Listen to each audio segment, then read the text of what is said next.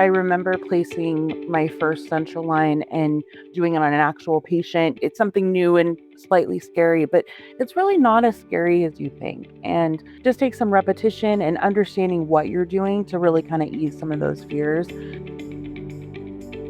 Hey everybody, welcome back to VetFolio Voice, and thank you so much for joining me. In this episode, I was thrilled to welcome registered veterinary technician Laura Waller to the podcast, and she was just lovely to talk to.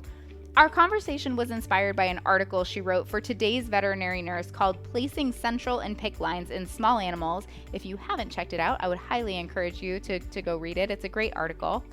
And one of the things I really loved about this discussion was hearing Laura's experience of learning to place these lines. She didn't come from specialty practice where this was a technique that was widely used. Instead, she works in an after-hours emergency practice, and she recognized the incredible utility that this technique could bring to her patients. So after attending a wet lab, she learned the technique and she brought it back to her clinic and now is using them frequently and confidently to benefit her patients. We certainly got into some of the technical considerations. We talked about the difference between central lines and PICC lines, as well as other sampling lines like drum lines, and considerations for when and how to use these different techniques. And Laura shared insights on communication and management strategies for patients that are moving back and forth between after-hours emergency care and daytime general practice, which makes up a lot of the patient population that she's helping to manage. We talked about potential opportunities to expand the use of these types of lines, whether it's a true central line or PICC line, or even implementing techniques like sampling catheters, drum lines in certain situations to kind of work as a bridge between day practice and after-hours emergency or specialty practice.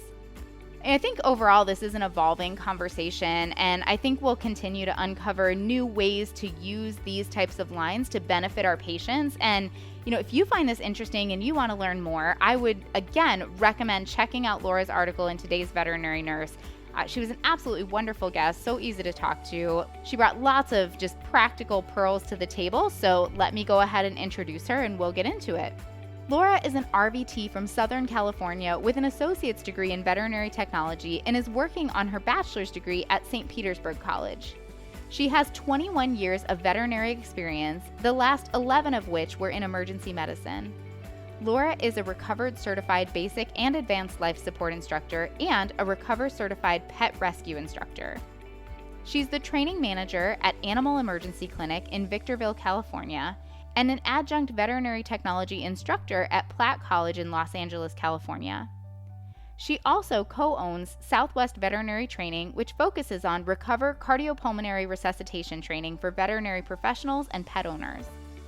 Her passions are emergency medicine and teaching. Her goals are to achieve veterinary technician specialist certification in emergency and critical care, write textbook chapters, and continue presenting at veterinary conferences. During those rare non-working moments, Laura enjoys playing PS4 with her little brother, reading, listening to true crime podcasts, swimming, and hanging out with her family, husband, and their small zoo of dogs and cats. She was really wonderful to talk to. Let's go ahead and get into it. Are you passionate about animals and love helping people? In the fast-paced world of veterinary medicine, exceptional client communication is just as important as quality pet care. As a customer service representative, you're the heartbeat of the practice, the first and last person clients see. You provide comfort, support, and trust in every interaction. This course is designed just for you. It's interactive and practical, featuring real-world in-clinic video scenarios, engaging knowledge checks, and printable resources to give you the tools, confidence, and strategies to handle any challenge and elevate the client experience. Register today for the Certified Veterinary Client Service Representative course on vetfolio.com.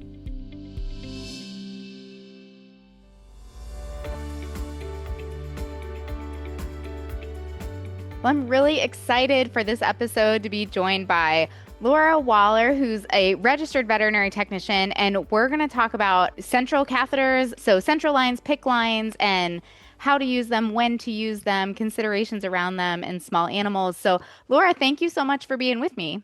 Yeah, thank you so much for having me on. I appreciate it. Absolutely. And I'm looking forward to diving into this topic. It's not one that I think we've really covered very much on the podcast. So really interested to hear your thoughts. Let's kind of jump in with the when it comes to a central line or a PICC line. And actually, maybe we should back up even further from the when, just for, maybe anybody who is new to the field and not super familiar with these types of catheters. Maybe let's start with the what we're talking about when we talk about a central line and a PICC line. Yeah, so they're pretty close to the same thing. So your essential line is placed in a central vein, so in a dog or cat, that's going to be the jugular vein, and then it's fed into central circulation. Whereas a PICC line is placed into a peripheral vein and then fed into central circulation. So it's a little bit of just like semantics there. They both essentially do the same things. They have a little bit different contraindications to talk about, but otherwise they essentially have a lot of the same purposes. So there's a lot of different types of them. We've got our Seldinger technique. We have peelaways, which is what I focused on in my article. You have drum lines, intracath. So there's a lot of different methods to get these done. And you really just have to think about what's going to be most feasible for that patient or most appropriate. But there's multiple uses for them. Absolutely, absolutely. And I definitely want to dive into more detail, as far as contraindications and what is best for each individual case. But just kind of generally speaking, what would be some examples of cases that you've seen benefit from having a central line or a PICC line, or maybe some cases where, it's really essential we have one of these types of catheters?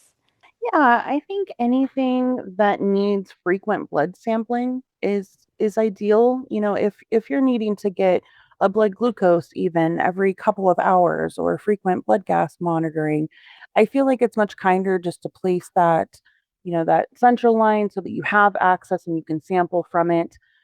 Other situations would be like if you're administering hyperosmolar medications like dextrose greater than 10%, or the patient needs to be put on pressors. The other situations, one thing you can get out of this is that there are multiple ports too. So if you have multiple incompatible medications or just a lot of different CRIs or medications to administer, it's really handy to have those. I think some patient examples would be diabetic ketoacidosis patients are one that pops in my head. Sometimes, especially like our critical parvo patients. I know we see a lot of parvo where I'm at and they come in handy. And really anything that it looks like there's either hypotension or we're worried about it progressing to the point of needing vasopressors. You can start vasopressors in a peripheral line. Like it shouldn't be delayed just to start a central line, in my opinion, but it's nice to have one in place so that we don't have to worry so much about the extravasation risk. Sure, sure. And, I also suppose if we're starting vasopressors, we need to worry about our ability to maintain peripheral lines in general. I mean, it would be really easy to start struggling with those peripheral lines. So, you mentioned critical parvo patients where we could really be dealing with some severe hypotension. I think you made a great case for DKA because we have both frequent blood sampling and the potential for hyperosmolar fluid or medication administration, Hmm. where we could cause some phlebitis in a peripheral vein. So, yeah, lots of uses for these. You mentioned right there in the beginning that there's a lot of different types of catheters we can reach for when we need something like this. So let's dive into that a little bit further. Can you talk about the different options we have when we're thinking about something that needs to reach the central circulation? Sure. Yeah. So you have, my personal favorite is Seldinger technique. I feel like that's the most common that I've seen in practice. It does depend, on what location. For me, I like to use Seldinger technique when I'm doing a central line in the jugular. For a for a PICC line, placing it in the saphenous, I might go with Healaway or a Seldinger or drumline. So Seldinger is basically you place your introducer catheter, and then there's a guide wire and a dilator followed by the actual catheter. And so there's a little bit more steps. I feel like they are a little bit more comfortable. I feel like I've had good success with placement with this type. You have your peel away catheters as well. That is a really pretty simple mechanism where you just have a catheter that essentially, once you feed the line through, you can kind of peel away. And so those are nice. I feel like without the guide wire and the dilator, sometimes it can be a little bit troublesome to advance, but it, again, just kind of depends on the patient. And then you have drum lines. So drum lines, I feel like they kind of fit in a separate category in my mind where they're more of a like sampling catheter because, Right. drum lines, I think they're like, I forget, I want to say 11 centimeters, but they're not super long. So I guess depending on your patient and their size, like if it's a tiny little chihuahua, it needs to reach central circulation. So like for the PICC line, it needs to reach the caudal vena cava for it to be considered in central circulation. So typically a lot of times when I'm placing these, I find that they may just reach like halfway up the back leg, right? Which is totally fine. That's still very helpful for sampling. They're very easy to place where you can use a catheter you already have in that limb and just kind of attach this device and you kind of roll it in. I know sometimes they tend to clot. I've noticed that they are a little bit smaller bore. Sometimes I need to replace them more frequently, but they're an easy option. I feel like they're a good like starting point if you don't have any experience with these, just to kind of, get you rolling on doing them. Another method would be the intracath. I honestly don't have a ton of experience. We started off in my clinic with them. It was years ago. I I just remember we kind of quickly switched to Piloues and Seldinger, but it's kind of a through the needle technique where you have this like plastic sheath and you just kind of feed it through the needle that it comes with. I don't recall being a large fan, but I was also super new to doing it at the time, so I don't have a lot of experience with those. Sure. I would say I'm most familiar with Seldinger or drum lines in general. I was curious to hear what you were going to say about drum lines because that was kind of my experience where I had this love-hate relationship with them where I was like, "Oh, Yeah. you're so useful, but you're so clotted all the time." It is. Yeah, it's like I feel like it's a good bridge, especially like if you're trying to get them started, maybe like like in my situation, I'm in an after hours ER. And so it was kind of a helpful thing to add. Like if, maybe the DVM's not comfortable placing a cell dinger in the jugular, something that I can just feed through a peripheral catheter is helpful. So Yeah, yeah, absolutely. And if you have those, kind of borderline hyperosmolars or something like that, you're still depending on the size of your patient, potentially getting it up, maybe not all the way to the vena cava, but into a larger vein where maybe you reduce the risk for phlebitis a little bit, depending on the situation. sure, sure. Yeah, it still would help somewhat. It's a little bit farther up. So Right, right. Yeah. So actually, that kind of brings up a good point as far as when we're placing these. I know you're a big fan of these types of catheters and their utility and all the benefits that they provide. What are some instances where you've kind of encountered resistance to, when you've said, I think this patient could use a central line or use a PICC line, and you've encountered resistance either from the DVM, from the pet owner, from the referring veterinarian, where you think maybe we need to have a larger conversation around it?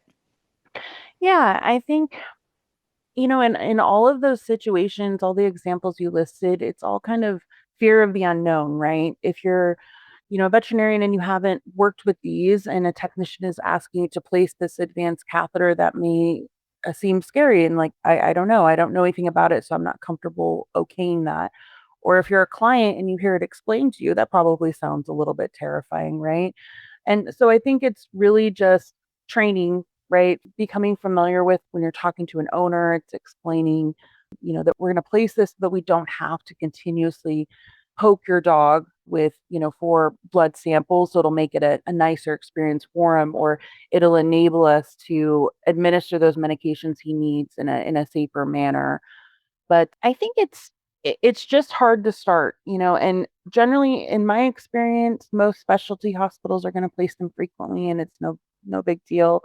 I feel like usually in ER specifically where you don't have specialty, sometimes it's not it depending on the environment, not as prevalent. And so it's usually just about what you've been exposed to. And it's really that fear of not knowing enough about them. And then also the amount of time it's going to take. And is the staff trained to do it? And what I found in reality is it just takes a little bit of time. When you're first learning them, it's going to take longer than we want it to. And then the more that they're ordered, the more that the technicians are able to do them, the faster they're going to get at them. Sounds like repetition is really the key for everybody involved. For those who are placing them, whether it's a technician or I'll be honest, like sometimes I like to get in there. Sometimes I'm like, it's been a minute since I've been able to do something and place one of these lines. So repetition for those who are placing them. And then also for DVMs who are managing the cases to say, okay, I've managed these before and I've seen the benefits and I've seen these applied in different cases. Mhm. And I think that probably helps create that comfort level, both within ourselves if we're the DVMs managing it, and then also communicating that with clients to say, this is going to be a positive thing to help us manage your pet's condition, whatever they may have going on. I'm really curious how you handle it with after hours ER because you refer patients back to their primary during the day, right? We do, yeah. So we're 24 hours on weekends, but during the week we're open, 6 p.m. to 8 a.m. So we do end up referring to back to their day practice. And so when you have these central lines, I'm sure you're not, leaving them in for, short periods of time and then pulling them most of the time. So do you find that the practices where you're referring these patients back with a central line, do you have pretty good communication there where they're comfortable managing in the same way that you were, or how does that work with referring back and forth? I don't think it's perfect yet. I feel like we tend to honestly place the most on the weekend just because we don't have a lot of general practices throughout the week that are super comfortable with them. And so that's something, I've been considering as to like, kind of how to bridge that gap, maybe having CE or something kind of talking about at least how to maintain and sample from these because maybe it's not something super practical for them to do. Maybe they don't want to place a central line in a GP, but maybe knowing how to, maintain it and how to sample from it so they don't have to do venipuncture during the stay. Because a lot of times what I'm seeing is it'll just be left bandaged and covered and then they're kind of like just don't touch it and then it ends up being transferred back to us. So it depends on the case obviously. If there's a critical patient and it needs to transfer back to its general practice in the morning, then that's a conversation we have at that time and just let them know. But yeah, it's kind of a case by case thing as to how we manage that. That makes sense. Gosh, many, many times when we have conversations like this, I realize how lucky I am to be in the area where I am, where we have multiple ERs, urgent care specialists, all kinds of options for managing critical patients. And don't get me wrong, like certainly we still manage them in general practice as well. But I could see that really presenting challenges on multiple levels to say we have a really critical patient, the central line is going to be beneficial. And, really, they're not incredibly difficult to manage and to No, maintain yeah. and have in place and use throughout the day. So, yeah, probably like a great point of conversation for situations just like what you're describing where, this patient would really benefit from having a central line, having a PICC line. And so if we're both comfortable with it, then, I just all the better chances for that patient to do well and have a good outcome. Yeah, I guess a kind of a different train of thought, but I think of it too with like NG tubes because it's like you want to get nutrition started as soon as you can. And if you're only going to have, you're going to be taking care of the patient for 14 hours, you could argue like, well, do I place this? Do I not? A lot of times how that ends up is that they're at least getting that nutritional support while they're there with us overnight. And then depending on the GP and their comfort level, they may or may not be comfortable doing trickle feeding or bolus feeding. But when they transfer back, then we can at least restart it. But I think it's kind of the same line, just knowing like how to use them, even if you're not placing them on a routine basis can be helpful. But it's certainly different depending if it's a weekend or a weekday on that whole train of thought you have to have with each patient. Yeah, yeah, a lot of considerations to keep in mind and a lot of opportunity for good conversations and good collaboration and continuing education and just elevating everybody's skill and comfort level with what they're managing. Absolutely, I agree. I love that. I love that. I'm wondering too if that might be a good opportunity for those drum lines that we were talking about to say, maybe there's not a central line, not a PICC line, but a long line catheter where is that the right word for it? Is a drumline considered, is it a long line catheter? Am I using that word correctly? I don't know if it fits in that category or not, honestly. We'll just call it a drumline. Okay. Yes. So yeah, but yeah, maybe that would be a good opportunity for a drum line to say, we haven't bridged all the way over into a central line or a PICC line, but still something that theoretically will allow sampling as long as it doesn't clot. And you have a little bit more leeway in terms of what you can administer through that catheter. Yeah, I think that is a good bridge. That's probably something I should honestly think about more often when I'm, advocating during on a weekday. Maybe it would be a drum line versus a pick line or center line. Then you really got to know how to maintain them though, because if you don't flush those suckers, they're gonna Yeah. clot in a second. It's such a love-hate relationship. Yeah. It really is. And I feel like that's everybody's thoughts are that some people just straight out hate them. But I feel like there is like that it's like it probably isn't gonna last a super long time, but they are really helpful and they are pretty easy to place. So there's benefits. Oh yeah. Oh, and like you said, in those short-term situations where you're like, if I can just get a couple samples out of here, I feel like I've won because they are fast and they're easy. But yeah, I've definitely had those where like you place them and 2 hours later you go back to get a sample and nothing. You're like, what happened? I don't Yeah, understand. why? Yeah. Yeah, it's so true. So, along those lines with the drum lines, that they are easy to place. Going back to these central catheters that we were talking about, do you have any tips or tricks? I feel like once you get the hang of it, it's not an incredibly technically difficult procedure, but there are a lot of steps involved, so it can definitely feel overwhelming at first. It is, yeah. I remember placing my first central line and I essentially did it with, I had gone to a lab, Viticus group. I had gotten a good rundown on how to do it on a mannequin, but then coming back and doing it on an actual patient, getting that okay, like, yep, you can go ahead and try it was like I had to take many deep breaths, right? Because it's like, okay, it's something new and slightly scary, but it's really not as scary as you think. And just take some repetition and understanding what you're doing to really kind of ease some of those fears. But I think tips and tricks for placement, the hardest part a lot of times, in my opinion, is just getting the initial catheter in. I know that sounds crazy, something we do every day, but if you need a central line or a PICC line, you probably don't have the best venous pressure. And so sometimes it can just be challenging just to get that initial jugular access. And for me, I feel like it's kind of all downhill from there because as long as you know the steps, the rest of it usually goes fairly smoothly. Having all your supplies, making sure, like, have a list, have a protocol for your hospital, what supplies you need, having that all ready in advance. Have a friend available to help you. Like with central line, you should have someone monitoring for potential arrhythmias because we are placing near the heart, or if you need to give some sedation, somebody to monitor that, someone to hold off the vein for you. Always check your kit and make sure everything's there. I know that the second one I placed, I did not like physically pick up the box and say like, "Oh, is everything in this kit?"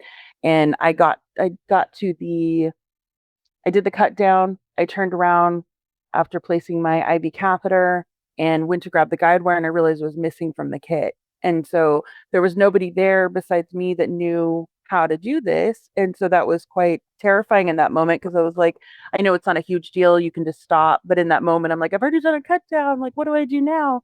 And luckily, I was able to grab another guide wire from a chest tube kit and make that work because we only had the one line in. It was fairly new at that point. So always make sure that your stuff is there. Just look in your kit. I love Mila's stuff. There's generally everything's in there, but just make sure everything is. You should think about whether you're going to prime the line with saline before you start or if you're going to bleed the lines at the end. I feel like I have trouble with that. So I feel like the flush just wants to fall out the other end. So I tend to just bleed the lines when I'm done, get whatever samples I need, and then flush them. So you don't put any flush into the ports prior to placement. You place it and then allow it to bleed back into the individual lines. And then, like you said, grab samples out of those and then just saline flush them through after everything's already placed. Yeah, that's generally what I do. And I like to make sure each one's working and Yeah, I tend to just bleed the line after placement and yeah, just flush them with saline.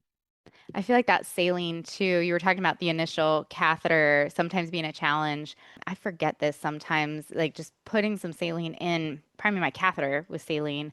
Usually in the jugular, not an issue, but I've done this with peripheral catheters because you know how I feel like tell me we've all been there. I think we have, where, you're trying to get a catheter in that little bitty hypotensive, hypovolemic vein, and you realize just a second too late that you actually did have a flash Mhm. and you move it and then you blow the catheter. Sometimes putting a little bit of saline in the catheter, you see that blood a little more quickly, a little more readily, and you're like, oh, I'm in. And it keeps you from that, moving it just a second too late, I guess, when you would have realized that you were in if you just had another second. Yeah. So like I said, I don't think that's something I've necessarily encountered with a jugular vein because, like you mentioned, you're doing a cut down, you're usually visualizing everything pretty clearly. But I know with peripherals, the saline helps me sometimes. Yeah, I mean, I don't know about you. For me, I typically with my cut down, it is more of an act like for accessing it. You know what I mean? Like it's just like a small stab incision. Like reducing drag. Yeah, and so I don't typically do like a full cut down where for visualization we do sometimes now, if it's really challenging and we need to. But typically I'm just doing a small cut down just so I can makes it easier just placement wise, but that's certainly an option as well. Yeah, I would agree. Like, because that's where in most patients, I think you can visualize that jugular vein. Perhaps in a peripheral, though, like if you were hitting a back leg or something, maybe getting that Yeah. initial Yeah, flash, for sure. what your patient is. I mean, if you have, a 3 pound hypovolemic patient, then, then I don't know if we're placing a PICC line in that patient anyway. That might Yeah. not be the ideal candidate there. But who knows? We run into all kinds of fun situations in vet med. Mhm. What about people who are worried? I really admire your story of saying, I went to this lab, I learned how to do it, and then you came back and you advocated for it and brought this new procedure into your practice. And so, what about someone who said, I'm interested in doing the same thing. I want to learn how to do it. I think this is something we need to incorporate, but I don't know what I need to be on the lookout for. Like, what sorts of complications would you recommend people just kind of be on the lookout for and be aware of? Yeah, definitely. And and there's tons of resources out there too, as far as learning these as hands-on labs. There's your written materials like my article or textbooks that can help you out with Yeah, that. let's real quick, let's shout out your article because I definitely want to make sure that we bring that up. Remind us the name of your article and where to find it. It's in TVN, right? Today's Veterinary Nurse. Yeah, so my article is placing central and PICC lines in small animals, and it's in the fall 2025 issue of Today's Veterinary Nurse. It is a great article. I recommend Thank you. everybody who's interested in this check it out. Yeah, and I think that hands-on is how most people like to learn as well. I know for me, I like to also read about things, and that helps me kind of solidify the topic and try to get you to the point where you feel comfortable advocating for them. Because if you don't feel comfortable, you're not going to, right? I think as far as complications and contraindications, so PICC line and central line are going to have some very similar ones. There's some variations depending on which site you're going for. Definitely dislodgement, that's a risk, right? I mean, just like any catheter replace, it could become dislodged. There's a little bit more to these than a catheter in terms of suturing, making sure that you're suturing around the hub of the line itself so that it stays. That can slide in and out.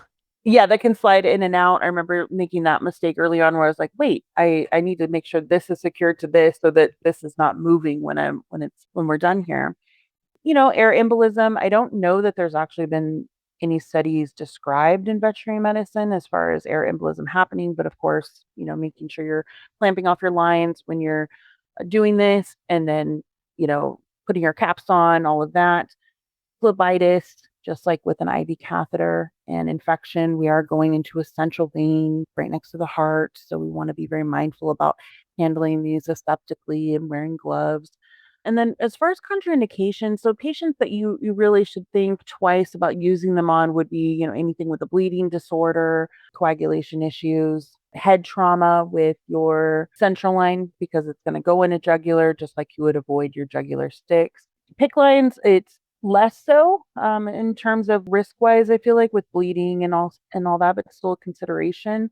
You do have to kind of think about, just like with any back leg catheter, if they're having vomiting and diarrhea and, soiling the catheter site. So we tend to bandage it and monitor that closely, make sure that it stays clean and dry because, again, it's essential circulation. But yeah, I think that's about all the contraindications I can think of. Yeah, and I mean, all of those seem pretty manageable, especially if air embolism isn't something that's widely documented. I mean, obviously higher stakes if we're going into a central vein, but phlebitis and infection can be a risk with a lot of the things that we do. Dislodgement certainly is something we've all dealt with. One wild story I heard, which I have not experienced, thankfully, was someone confusing a central line and an E tube. I'm assuming it was probably like a small diameter E tube, or something like that. So labeling lines and making sure what you're using each line for. And I think that goes as well for if we're administering multiple infusions. So fluids and medications that don't play well together, or, if we're doing blood transfusions or something along those lines, and making sure we know what's going into each line. And then one other one that I remember from way back before vet school, I've not done total venous nutrition, but TPN, there it is, total parenteral nutrition. I knew I could think of the word. It was in there somewhere. Can you tell it's been a long time? But like I remember every time we had to do that, that one was super aseptic and had to be very clearly labeled. Mm-hmm. So not that I think that's something that a lot of practices are doing on a regular basis, but kind of just speaking to the importance of, if we have these multiple ports that we're using, making sure we understand how they're being used and not putting incompatible things together or unnecessarily risking infection for any reason or something like that. Yeah, I think it's good. I know I'm a bit of a freak about that, just labeling my lines and tracing them to the patient, even though I'm like, I know this is the central line and this is the trickle feeding, and I can clearly see that. I feel like I'm still kind of a freak about making sure that it's, clearly labeled on both sides. Another thing too, I was thinking about when we were talking is making sure you never let go of your guide wire, because that has certainly been described. I haven't personally seen it, thank goodness, but technically you could potentially lose that guide wire in the venous system because of the direction of blood flow. It's not like it's going to suck it out of your hand, but I know that's one thing I'm always stressing when I'm teaching them to other techs, like never let go of your wire, never let go of your wire. Don't, and put more than say 2/3 of it in your patient so that you're not losing track of that, because you could potentially lose a wire and then they would definitely need some intervention for that. Yes, and nobody wants to have to be the one that goes to radiology and says, "Hey, we need, we need to retrieve a wire."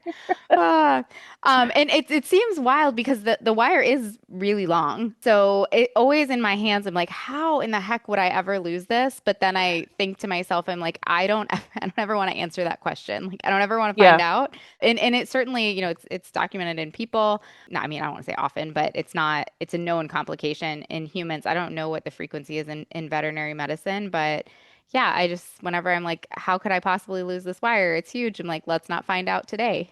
Yeah, today is not a good day to find out for sure. From what I've seen, I feel like the biggest opportunity to lose your wire is probably at the moment you're feeding your central line over it, Hmm. because you've now like lost sight of a lot of it. And so people will tend to want to like let go of the side of the line by the patient, and they're trying to Hmm. like feed that. And so I just always try to encourage like working that line backwards until you can grab it from the other end. But it is kind of like this weird like game you're playing of like trying to not lose your wire in the patient while you're also, feeding this line over it. And it's really just backing out your wire until you can grab a hold of it. But where people are always worried about losing all this hard work they just did. So they're worried about having that wire come out, I think. So Yes, no, and that makes sense. That's when I would picture losing it because, yeah, that's when you kind of lose sight of it and you have the potential to just try to like slide your catheter in and have your wire be a part of it. Yeah, I think that's part of the skill when you first start placing these. And truthfully, I haven't placed one in a while, so I would probably create some laughs if you saw me do it right now because the wire is long and there's a lot of pieces and yeah, you kind of do feel like you need three hands to like not contaminate the wire, but also put all the things where they need to go. And so, yeah, I guess, if people did want to start placing them, I'd say be patient with yourself because it can Oh feel really yeah. awkward at first. It is. Yeah, I was super dramatic with my first one. There was like somebody standing there opening things for me, and I was very intense with all the steps I was doing just because I was, I even had the instructions still printed there. And it wasn't like I hadn't gone over it a million times. I just felt really, worried about messing it up. Right. But it's really not that scary. It's something new. It's different. It's an exciting tool, though, that something technicians can do legally. I feel like, it's one of those things that we can advocate for and utilize. I think technician utilization is huge. So, Yes. Yeah, 100%. That's, yeah, where I have to kind of like put my hands behind my back and be like, no, you can't place it. And then every now and again, I'm like, but I want to get my hands dirty too. I think that's fair. Yeah, that's fair. As long as we take turns, right? It's all about sharing. Yeah, sharing is caring. Yes. Exactly. Yeah. Yes, absolutely. But no, it is a really important procedure that's when I learned to place them was before I went to vet school when I was an assistant at the University of Florida. And that was one of my favorite times is when somebody would show up and say, "Hey, let's place the central line." And I was like, "Oh, yes, I've got this." And you really got to get involved and use your skills. And so yeah, I think it's absolutely something we should be empowering people to learn and to be able to do. Absolutely. Yeah. I still get excited when there's one, even if I'm not the one doing it and I'm just teaching someone how to do it, I still feel like it's a lot of fun. So, Yes. Yeah. So one thing we've talked about is frequent blood sampling, for instance, like a DKA patient or something like that. So can you walk us through how you would sample from one of these lines? yeah. So you kind of have two trains of thought as to how to do that. And I will tell you, I kind of subscribe to one of the techniques. Both of them are valid. Both of them have studies behind them. So you have the three syringe technique, the push pull technique would be what I prefer. So I like it because there's not that disconnection. So essentially, I'm going to grab a syringe, fill it with like a mill of saline. I'm going to attach it to my line. I'm going to flush that. And then I'm just going to push and pull that sample about 3 times just to kind of like wash my sample and then get my actual sample. So I like that better than me personally, instead of, using your three syringes and, disconnecting and putting your sample back and all that. So that's my preference is doing that push and pull. And, as far as heparin, it's flushing with heparin hasn't been demonstrated to be superior to just flushing with saline. So I feel like as long as you are maintaining them on a regular basis, flushing your lines, you can still have clots. You can still have things go wrong, but I feel like that's all you can do to help maintain that line. And I think they've shown that with peripherals as well, that it's the motion of the saline through the catheter that helps keep it patent, not necessarily heparin or anything like that being part of it. Yeah, and I feel like another thing too with sampling is just like with venous access in general, like if you're, trying to get a jugular draw and it's not working out, sometimes it's just adjusting the patient's head. I don't know why. It doesn't really make sense because the line is so long, why it even helps, but it does sometimes. Adjusting their head or adjusting their leg position, you might be able to get your sample a little bit easier. Absolutely. Yeah, it's a good tip. I just wanted to clarify because I think I'm a three syringe person. Yeah. So when you're sampling, like you said, you're connecting your syringe to your port and then you're pulling blood into your syringe, pushing it back in and doing that a couple times so that you're getting a fresh sample, thinking like a DKA patient so you have an accurate blood glucose versus maybe blood that's been out of the circulation and sitting in the catheter for any period of time. Yeah, so I think this is from University of Pennsylvania. It was a study in like 2018. I think I linked it in my article that goes over the technique. And it's essentially just no disconnection and just kind of washing the sample versus with three syringe. I think that's where you have your heparin, you put your heparin in the line, you draw out your sample, you kind of set it aside, you get your sample, you put your pre-draw back into the patient, then you flush with your saline.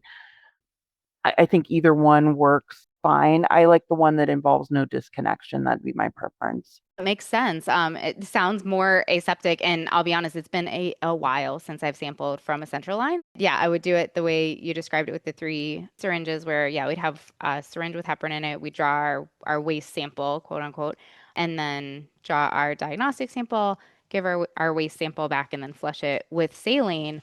But yeah, I agree. Like what you're describing, the push-pull, where we're not having to disconnect and reconnect multiple syringes sounds like it definitely provides some benefits, namely with like asepsis and infection and stuff like that. Yeah, I like the fact that it's not sitting outside of my patient for a long period of time, that Yeah, I'm just kind of like washing the cells. Now, that said, like if you're running dextrose through a line, there can be issues with, getting proper blood glucose readings. And so I think it's important to pause your fluids, flush the line, and then get your sample. I know sometimes if you have it running currently, it's going to mess with your blood glucose readings for sure if you don't do that. sure. Yeah, that's a good reminder to say even if you're pulling from a different port, they're still all going to the same line. Yeah, yeah, Yeah. for sure. Well, Laura, this has been a really great conversation. I've really enjoyed it. It's super informative. And like I said, I would encourage anyone listening to go and to read your article because also, very practical, very informative, easy to use if you are, maybe you're familiar with central lines and PICC lines, or maybe you're new to it and want to learn more. It's a really helpful article. Thank you so much for joining me for this conversation. Are there any thoughts you want to leave us with? Yeah, I think, if you work in emergency medicine, and you don't currently do these, check into them because they're not as scary as you think, and they're definitely a great tool to have in your toolbox. So, thanks so much for having me on. I appreciate it.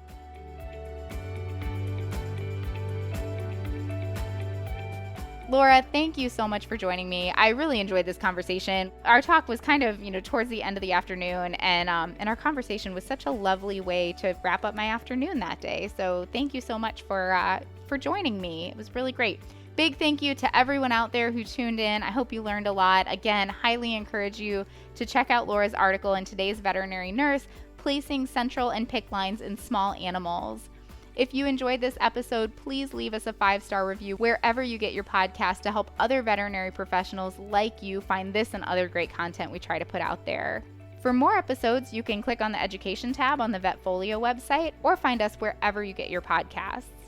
As always, I'd love to hear your input on this episode as well as ideas for topics you'd like to hear from us in the future, so feel free to reach out to me at dvm@vetfolio.com. You can also connect with me on Facebook at Dr. Cassie DVM, or we can connect on Instagram at dr.cassie.dvm. And remember, if one animal is better off because of you today, it's a great day.